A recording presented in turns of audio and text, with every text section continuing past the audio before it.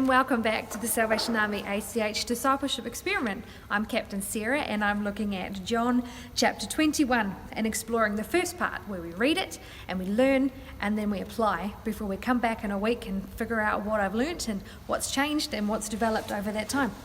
So John 21, the first steps is just to read through the passage.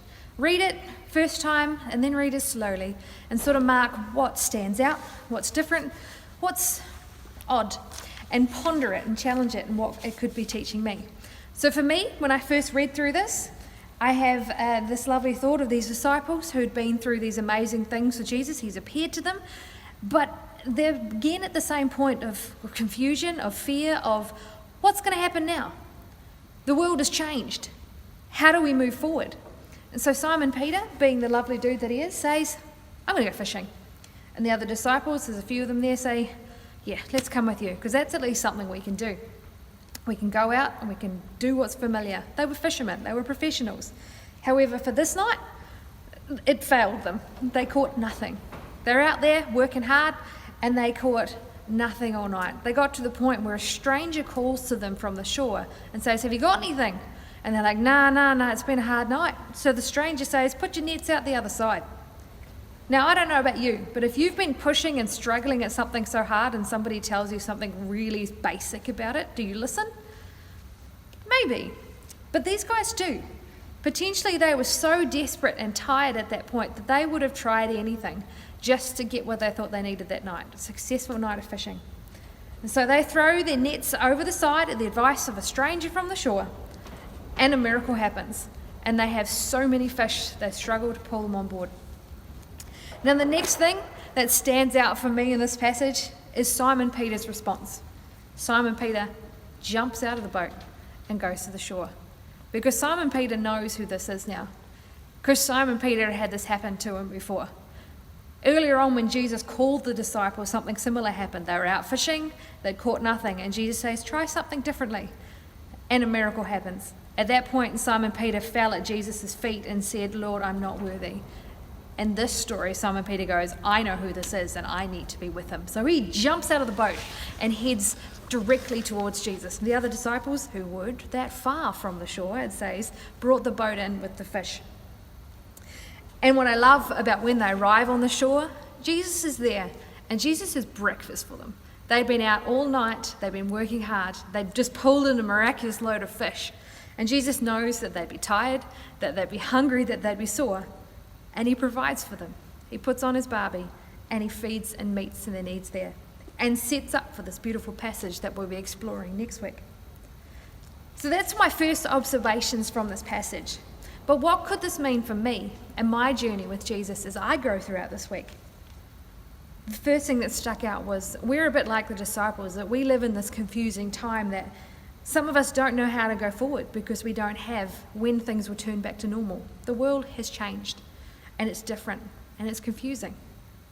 And so many of us will be finding it far too easy just to revert back to the safe, to the comfortable, to try and go back to what was.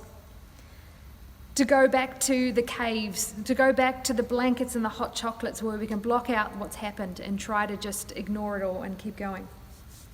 And what I love about this passage is that Jesus knows that we're like this. And Jesus meets us in those moments too. He calls to us in those moments that we struggle. He calls to us in those moments that we're hiding and says, is that really working for you? Are you really getting anything out of this? For me, he's been saying things like, with all this extra time to rest, are you actually feeling more rested? For others, it's you've got all this time to read your Bibles and pray. All your excuses have gone. But are you actually doing it? Are you loving your neighbour now that you're all home all day? Are we listening to that little call of him challenging us to try something a little bit differently?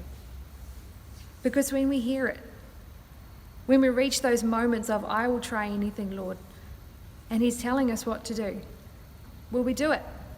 Because often he doesn't call us to do the grand, huge things, but just try things slightly different. And if we do, we can get potentially amazing results. In this passage, 2 miracles happened that night. Firstly, they got a lot of fish. Secondly, the nets did not break. They had all those fish. These are professional fishermen, and it comments that these nets handled it. So for me, during this week, my real challenge is am I listening to that voice? Am I trying to try old methods and old models of growing myself for all the discipleship of this church, and struggling and pushing and forcing to the detriment of myself or others? Or am I listening to him and making those little changes? When he calls me to saying, is that actually working like that? And my vulnerability to say, probably no. And then trusting him that when he asks me what to do, to actually do it. And through that time, remember that my Jesus is sitting there waiting with a barbecue saying, through this, I will meet your need. Bring what you have. Bring your fish. Bring your talents and what you bring to the table. And he will meet it, and he will grow it, and he will do those miracles. So throughout this week, my real challenge is just that. Listen and do. Because the definition of insanity is trying the same thing over and over and expecting different results. Here he's asking us to grow, to change, little by little. And that's what I want. I want to grow in my faith. I want to grow in my courage. I want to grow in the way I can help others along this discipleship journey. And not get stuck in the safe and the comfortable and the old and the traditional. That did, yes, work. But what is he asking of me now and today and tomorrow? So it will be an interesting week ahead. And I encourage you to share with us what you have learned through these passages and what he may be saying to you. It's going to be an amazing time because we've already had comments of people growing and learning and applying through this. And it's a blessing to hear that. And so as we continue to share, please share back with us. Subscribe, comment, like, give us a ring because we love to hear what he's doing in your lives. And so until I share my next video of what he's done over this week, I look forward to hearing from you. Bless you.